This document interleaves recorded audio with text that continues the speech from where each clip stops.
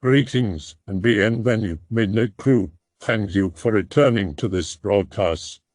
And welcome to new viewers joining us for the first time. If you like a video, then feel free to subscribe. Mostly in the woods and country and small town type stories around in these threads. Definitely understandable because lots of this type of shit is pretty impossible to imagine happening somewhere densely populated. Still though, I'm curious if /x/ has some spooky stories. Cryptid, demon, just plain weird, with a more urban setting. Back alleys, abandoned buildings. I'm thinking some people have to have experienced a bit more than muggings and hobo encounters. Let's hear it. My first story isn't really paranormal, it's just weird. Some background: growing up, I lived in the suburbs of a major city until I was about 16 or 17, and we moved out to a more rural area. This first story takes place when I was about 14, I think. Friend calls me up, tells me to meet her at the playground of a nearby elementary school. Yeah, okay. Start heading over there. Get there, friend, nowhere in sight. Wait a few minutes before calling back asking where she is. Sorry, I'm at home, can you come here? Kind of pissed, but whatever. To get to her neighborhood, I have to pass the school, then take a right and walk along this busy street. I get to the street and pass this house with a man, who looks about late 40s, sitting on the porch. I smile because I'm friendly. He just kind of looks me up and down, then goes inside. Whatever, asshole. Take my right and start walking down this street. About 30 feet down, for some reason, I turn around and look back. Man and 3 other guys have turned the corner and are walking towards me. Get a really bad feeling, try to just mind my own business. Walk about 10 more feet, look back, they're walking really fast. 10 more feet, look back, they're literally running towards me now. Oh God, book it down the street. Thankfully, I'm a really fast runner. Take a sudden left turn straight into traffic because it's either this or cross into even busier traffic at an intersection up ahead, or stop and wait for these guys to catch me. Run behind a CVS across the street because there's a little wood-fenced area where they keep the dumpsters. Shut the gate behind me and hide in there. Sit there for a few minutes hoping I've lost them. Glance out, make sure the coast is clear, then book it across this ditch and into my friend's neighborhood and to her house. I'm still not sure why they were chasing after me. Sorry for the what. I have another paranormal story about the time I snuck out with a friend if anyone wants to hear, too. For this story, I should mention that to get to the school, you had to cut through a wooded area. In this wooded area was a homeless camp too, which would lead you out by like 3 baseball fields, and past those was the elementary school, and next to the elementary school was a field and then another little wooded area. About a year later, another friend spent the night at my apartment. Everyone's asleep and we're bored out of our mind at like 1 a.m. We decided to sneak over to the elementary school I mentioned. We make our way to the baseball fields and climb up on these tall shack things that I guess they used for commentators to sit on or something. I don't know how to describe it, it's behind the fence behind my home. Anyway, we're sitting there hanging around and telling jokes when a friend looks over into the field by the elementary school. Dude, what the hell is that? Think he's screwing with me. Look over there and see this figure. Looks like a really short naked guy just standing in the field, doing this motion almost like he's jogging in place, really weird. Looks exactly like it has rabies or something. Keep in mind it was quite a way away, so it was hard to make out details. We just stare at this figure trying to figure out what they're doing and if it's a person. Wind rustles the woods behind us. We both turn around and look for a few seconds. Friend turns back around before me, then starts losing his shit. Turn back around and see what's got him freaked. The figure is gone. Just fucking gone. Now there was no way it could have gone from the middle of a field to the tree line in a few seconds. We both started booking it down the side of this thing. My friend is losing his shit. We take the long way home to avoid the woods but end up safe in my apartment. I'm not sure if I have any more stories. The only other incidents I can think of are the time I found bones, and the other time there was a mysterious death outside our apartment complex. Sounds like they were going to mug you or kidnap you and sell you to traffickers. Also, yes, please post more. At the time I was assuming they were trying to kidnap me. I wasn't the biggest kid at 14, and I didn't really have anything on me worth stealing, except my phone. Also, besides the bones and death story, I just remembered I also have a story about the time our entire complex was terrorized. I'll tell that one. Be sitting watching TV one night with Dad and sister. It's getting pretty late. Everything's quiet. Suddenly, what sounds like a group of men are outside our door trying to beat it down. They start shouting for us to open the door or they'll fucking make us, really angry and violent. Thankfully, the door was locked. Dad tells my sister and I to go to our rooms, grabs his gun and phone. Go to my room, hear Dad calling 911. Guys get uninterested, I guess, and eventually go away. Next day, tell my friend who also lives in the complex about it. She says the same thing happened to her. We go to her apartment and she shows me how her doorknob is literally smashed from where they tried to beat it in. This keeps happening to various people in the apartments over the next week. Police put in patrols trying to catch these people. Apartment staff say they think they're just trying to scare people. After a week, it just stopped and never happened again. Police never caught who did it somehow. Nobody ever had any idea who it was. It was like ghosts were just bored and trying to beat down doors at night. That was probably one of the scariest incidents I ever had happen to me, besides the time I had some chick trap me in her apartment. It was also one of the reasons we ended up moving out of the city and to a rural area.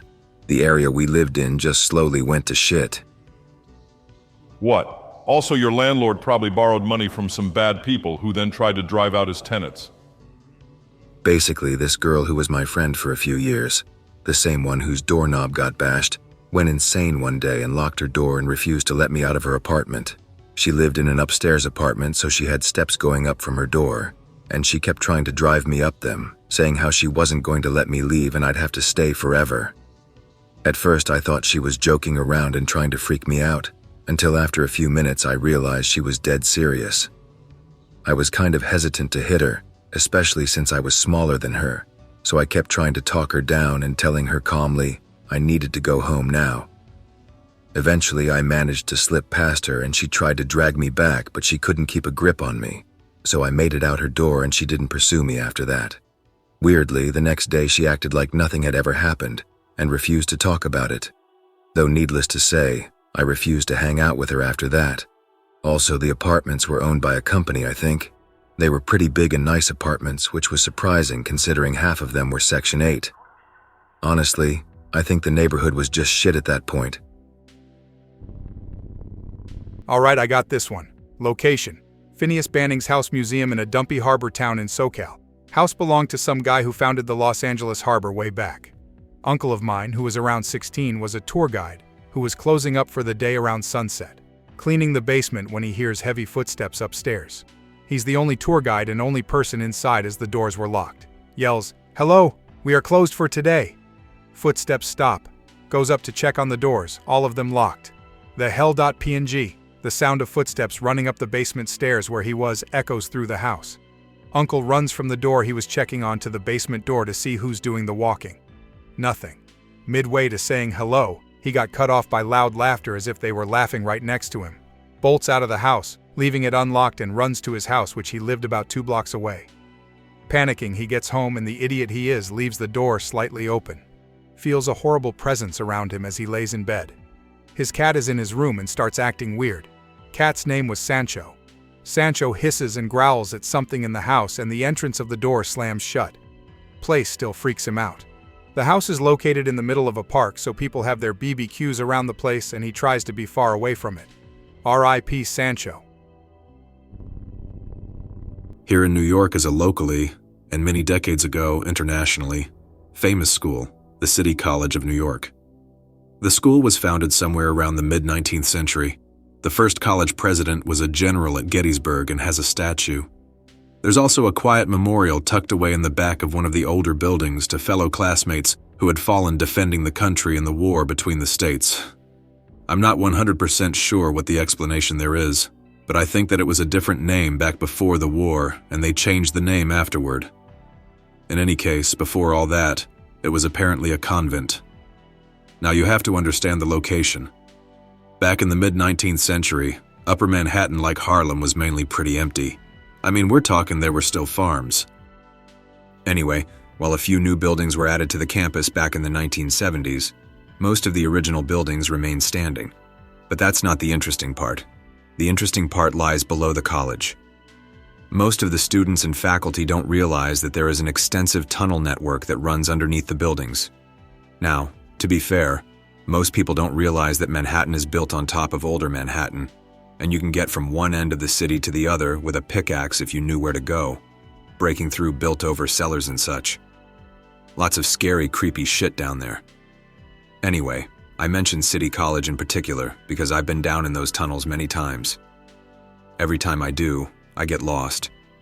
I'm not sure if anyone really knows just how extensive the network is. It has 3 or 4, at least, different sublayers and runs throughout the whole campus. Parts of it are more modern, although in such disrepair they look like something out of a Romero movie. Some of it is exposed mid-19th century brickwork. There are strange little rooms with brick archways and broken bricks on the ground. I've explored these little rooms a few times, never found anything of note. Not sure why they're there, but the whole place is scary as hell. It's easily the sort of place that you could have a homeless guy living and hiding out, never to be found. I've taken a few pictures, but only with my cell phone, which means either it can't see much because of the dark, or the flash fills everything and removes all sense of dread from the area because now it looks well lit. Similar thing happened to me once as a kid. I was with a few others and we noticed this gold car was following us, so we went faster and so did it. Then we stopped to see what would happen. It went by us, then doubled back. So we ran home. I suspect it was just some jerk pranking us though. I had that happen a few years ago when some guy stopped his truck and yelled at me to cross the street to talk to him. Maybe he wanted directions, but I'm not crossing the street to talk to a random rude ass who yells at me, so I said no and kept walking. He started following me in the truck and yelling random shit. I cell phoned someone to meet me and we went to coffee because I didn't want the guy to follow me home. I think he was drunk too. Well, OP the following is not paranormal or spooky, but nonetheless is /X/related, I guess, about a year ago. Late night in the city. Returning to my bus stop after work, tired, hungry, wanting to go back home. Very cold night and also raining. Didn't have a coat or anything to cover with me. Decide to take a shortcut instead of the usual long way in order to get home faster because it's cold, man. The shortcut is through a very lonely area. Memory's a little rustled, so I get a little lost along the way. Fuck this day.jpg. Walking, trying to recognize something. Eventually, I see a lonely bus stop. There I see a very tall guy with a long black coat, hat, only standing there. Lights are off, I can't see his face. Naturally, I'm familiar with the Slender Man, shadow people, and shit from reading /X/. Even my GF knows about that shit. Can it be Slender Man or a shadow guy? What should I do? I'm scared but intrigued at the same time. I decide that I will provoke the entity to see if it's paranormal. If it is, good. I found out that paranormal shit really exists, but it would turn into a dangerous situation. If not, well, at least my soul won't be consumed by it or some shit if I can't escape. Decide to provoke it. What can go wrong.png. Thinking how to get its attention. Don't want to get too near either. I notice an empty Coke can on the floor. I threw the can towards it as hard as I could. I hit the entity on the neck. It goes, "Ah, damn weirdo, what the fuck is wrong with you?" He walks closer. I noticed he was just a regular old guy in black coat and suit. Sorry mister, I thought you were a paranormal entity." Can't even finish the phrase because the guy picks up his big-ass umbrella and wants to hit me on the head. Start running and lose the old guy. Finally, I recognize where I am, and I pick up on my way home. Talk later with my girlfriend about the incident. She scolds me for hitting an old man with a Coke can. So you see Slender Man, shadow person, ghost, etc., and your first thought is to throw a can at it. Also, how hard did you throw the can? I've never heard of anyone being hurt by an empty fucking can. Very hard, I just crushed the can like in pick related to make it easier to throw. And of course, a compacted Coke can hurt if it hits your face or skin, is fast-flying compacted metal with spiky borders after all. B19, go clubbing. Walking back to the parking garage with a few friends at 2 a.m. Stop outside the entrance to the garage to have some drinks. water and Arizonas and shit, since it's an hour-and-a-half drive back to our city. See a brunette girl and a blonde girl standing on the other side of the street. They're obviously angry, but not talking loud enough for us to hear. Suddenly, the blonde starts screaming full volume apparently at the other girl. It's all garbled bullshit. We all look at each other. This is gonna be good, flack. Blonde girl jumps in the middle of the road, throws her arms out and starts screaming, "Hit me, just fucking hit me!" Watch her do this for 5 minutes until we get bored and get the car. Not paranormal, but it was funny as hell. We were driving away and we could still hear her yelling. I posted this story a few weeks ago, but it was very long, so I'll just give a very condensed version of it. Be 14, just out of middle school, and a freshman in high school. Hanging out at a friend's house, whom I'll call P, along with other friends, J, D, and B. Someone suggested we take a walk around P's neighborhood, so we did. While walking a little ahead of my friends, I see a blurry figure across the street standing by an isolated tree. Continue staring, the figure blurry. But for some reason I could see its face clearly in my head. A weird corpse of something human-like, hanging with its head angled in an unnatural way. Sprint the hell out of there in tears, straight back to P's house. While running back there, D chases after me, telling me to stop and asking me what was wrong. Can still see its face in my head, make it back to P's house. Sobbing on the couch, the rest of them keep asking me what happened. What did I see? Finally end up telling them, and J, P, and B all go to check the area. They all come back and just say that there was nothing but broken glass around the tree. Never talked about that incident again. I wasn't sure if I was dreaming it or not. All of the people involved drifted apart except for P and I. P finally brings up the incident one day, confessing he couldn't walk around his neighborhood since that day because he was afraid of whatever I had seen. He asks what I saw, and I tell him my story. I told him about the creature and finished my sentence with, "We all went for a walk when I saw it." He stops me right there and goes, "But Memo, you went out alone. Not with all of us. You said you were going out for a walk, and that's when you ran back here crying." Confused like hell because why would I go walking alone around a neighborhood I don't know? Especially considering we live in a shady area in general. P shakes his head and goes, "No, I'm certain you went out alone." Begin to freak out a little because we both remember it differently, and I was certain it was all of us. When I was a kid, lived in a Chicago burb, we had one of those ice cream delivery dudes come around a lot. I guess they were just popular in the area. Can't remember what they're called. They deliver ice cream and frozen chicken and shit. Anyway, I would walk around the neighborhood with friends, go get into trouble, typical 12-year-old shit. But we always saw this guy. It started to feel like he followed us, which was kinda exciting, you know? Of course we weren't in any danger. This is the burbs and we're 12 and no one hurts suburban kids ever. So he's following and we're freaking out as we hit this woodsy patch in one of the newer areas. You can't really see any houses, but you're close enough to them to feel safe, you know? Cut around a corner just a few yards down the road and you're back in suburbia. The truck dude starts talking to us. He asks our names and stuff. Asks if we want ice cream. Politely decline ice cream because this is legit creepy now. He stops his truck and says, "That's smart. Aren't we so smart? We shouldn't ever take food from strangers. He'll give us each a box from the back. Maybe our parents will buy some and we earned it for being such smart, pretty girls." He starts to get out and my friend, a supremely dumbass to this fucking day, apparently thinks, well, I have been good, gimme that cream. And truck dude lunges. I grab her hair and yank her back just out of his reach. She wails like someone who was just whipped with a tennis racket. We latch onto one another and book it for her aunt's house. The cops were called. Dude was arrested. Suck suburbia. Not entirely a city spoopy, but it happened in the city when I was younger, so related enough, I guess. Some background on me and my family first. I grew up in the suburbs and had a pretty normal life for the most part. My father was a government man and was in the CIA, and he was a paranoid after he left. After serving, I think, 3 or so years in the agency. When he quit, he locked the doors and kept all the blinds closed 24/7. He always told me, bad men will find us. Greentexting, I got a lot of these. B13, playing with my best friend. Playing airsoft with no protection or eyewear because we're autistic. Always had a setup, and always had his sister and some of his bros join. Be playing and running around as children are wont to do. There's this black car, blacked out windows that I never seen before, just sitting there in plain view.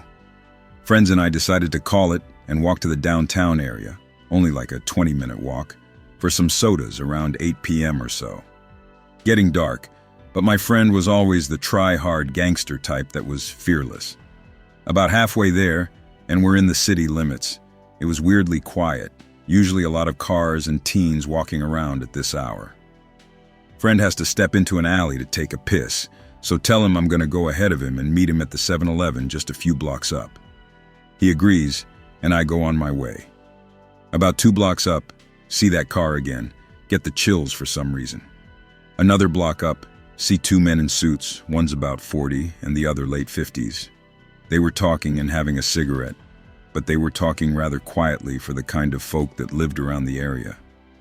Take a right because they are kind of creeping me out. I look back at them before passing a house, losing my line of sight, and they're staring at me.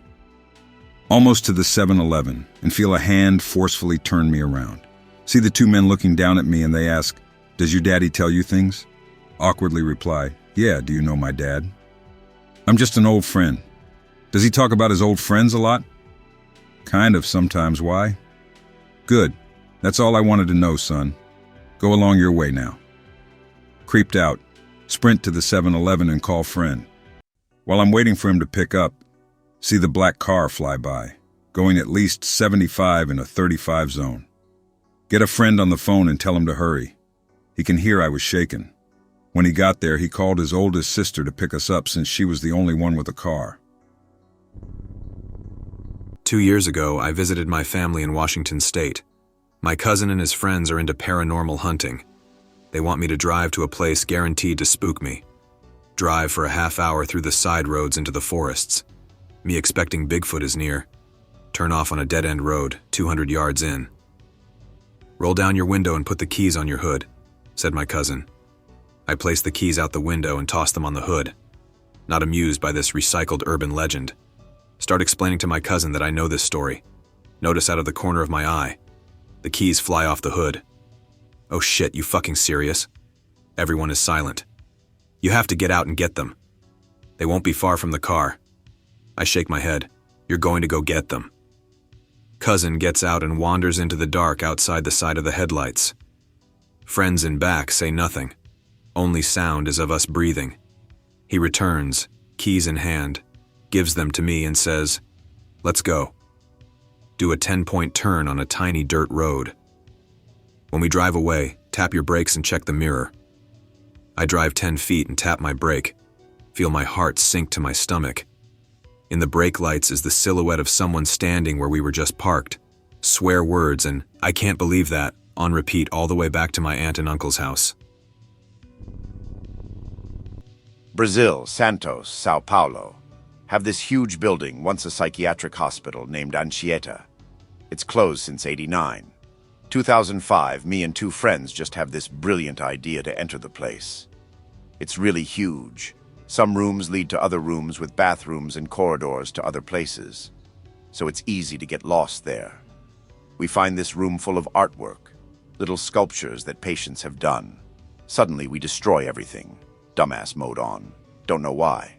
We find many places with interesting things, old electronics like TVs and radios, all broken. In the laundry we found a decomposed raccoon's body, rests of food and trash all over the place, condoms and some clothing. Move on to the next room. The door is locked. After 5 minutes trying to push the door, we're in. Room has 2 doors. The other one is open, but there is no way to go around. It's filled with IDs. Literally, it made a carpet on the room, employees and patients. Passing this room is the kitchen, huge, with much stuff. Start making loud noises, laughing and fun. When we stop, the echoes go on and on. It gets weird after. We pass the kitchen that has this open-air area.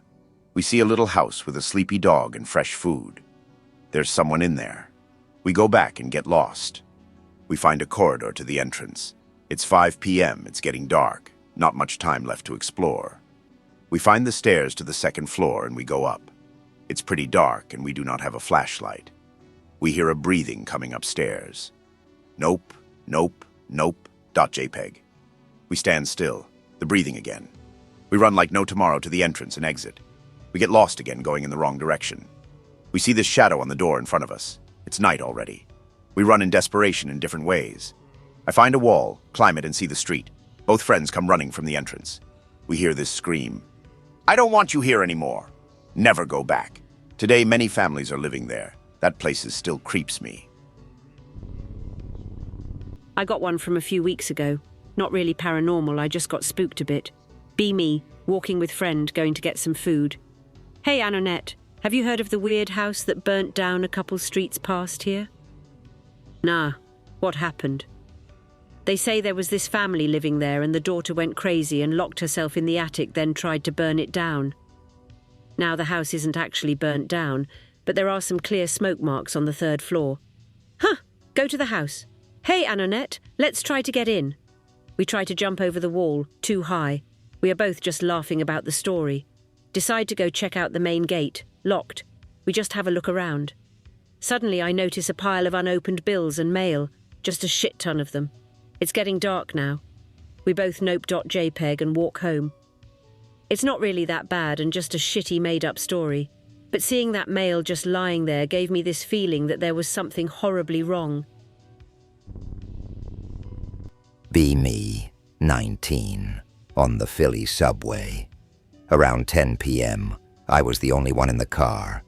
Old guy comes in at some point, sits across from me, asks about the book I'm reading. Start having a great conversation about books. Says he hates how angels are always beautiful/nice, and demons are always ugly/evil in books. Sort of agree. He asks me how I'd feel about an aging angel or sexy demon.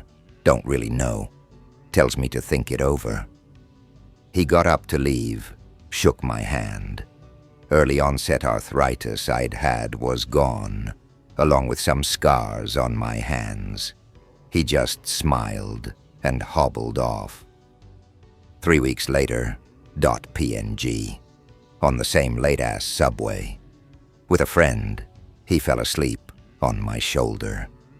10 out of 10 dime gets on the car. Starts the same way. Asks about the book I'm reading. Was The Face by Kuntz, by the way. Kuntz is my man. Blah, blah, blah. She goes to leave. I go to hand her a card with my number on it. She takes it, kisses my hand. Within the next week, arthritis comes back. Small house fire led to hands being scarred. Old man smelled like that metallic rain smell. I don't know how else to describe it, but it was really distinct. He had gray eyes or blue. Can't remember. The woman, cinnamon. But it wasn't a cinnamon perfume, but more like she had cooked with it. I remember she had a necklace which was like a cross with a figure 8. Green eyes, like almost contact lens green. Not the satanic cross, by the way, like imagine a cross with an 8 around it. Pick shitty related. Not really a city, but small, heavily. Like fire you over your religious beliefs and no one cares about getting sued. Religious town in New Mexico, bunch of spoopy shit went on there like there's a Ghosts of America page for Clovis. Hotel Clovis. One of the oldest buildings in town. Closed down over 50 years ago for whatever reason. Probably because it wasn't really taken care of. Always get told stories by older kids about people jumping off the roof, shooting themselves in the building, etc. Don't believe it, but building is still creepy as hell. Tall cluster of brick with those tiny frosted windows. Kind of looks like an asylum. Always see faces in some of the windows. Talk to friends about it because kids are into too spooky stories. Suddenly, it's like a silence is broken, and a few of the other kids start speaking up about how they've seen shit at Hotel Clovis too. One friend, Caitlin, starts bawling, saying how faces have looked directly at her from the same windows each time. Everyone's shitting bricks, a few kids are shaking, Caitlin's crying. Never speak of Hotel Clovis again. Older brother tells me about how him and some friends broke into it once and explored it. Aside from the asbestos, they didn't find anything, but they heard a lot of crazy noises and saw shadows and whatnot. Move out of New Mexico a few years later. I hear these days they're either renovating it or trying to. I have a shit ton of stories from that state, actually. The entire region is fucked. Thread is dead, so I guess I'll just post with another story from New Mexico. Not really spooky, but kind of suspicious. Tinfoilers may enjoy this one. Moved from Curry County to Lee County when I was a toddler. Clovis and a bunch of other small towns are in Lee County. A lot of the older folks have a scar on their necks, in the front and near the base. None of the kids have it, just the people who were middle-aged or older. Have mom ask about it one day because shy kid. Turns out a while back just about everyone in Lee County somehow got thyroid cancer, and the scars were from getting rid of it. They called it Lea County cancer. There was never an explanation for it. None of the people around there were the type to ask questions. Mom says it was probably something in the water. LOL. Everyone in that town was super docile about whatever weird shit happened, which kind of freaks me out now. Don't know if creepy or not, but I was walking around Vienna at night, and a gypsy woman sleeping on the streets woke up and took a long stare at me. I gave her a 20-euro note for her to buy herself a hot dinner. She stood up and gave me the warmest embrace I've ever had. Then she looked me right in the eye and told me, "Anon, it will be okay. Fight for her and for you both. Also, tell your father, Anon Sr., to take good care of that broken leg. Call Anonette, my mother, right now. Just do it quickly." I was in shock. She not only knew my name and my parents' names at the time, summer of 2009, I was going through a divorce, married too young at 21 years old, and my father just suffered an accident while playing football with his mates. Anyway, I arrived at my hotel since I live in Lyon and just went to Vienna for business and called my mother. She told me that my older sister has just become a mother of twins. That's the most paranormal shit I've been through. I didn't get divorced, my wife and I worked things through, and now we are expecting our first son. God bless that gypsy hobo. I hope that you enjoyed tonight's broadcast. If you enjoyed tonight's story, then please subscribe to the channel, as more Greentext will appear daily. A new broadcast will appear when the clock strikes midnight Central Time.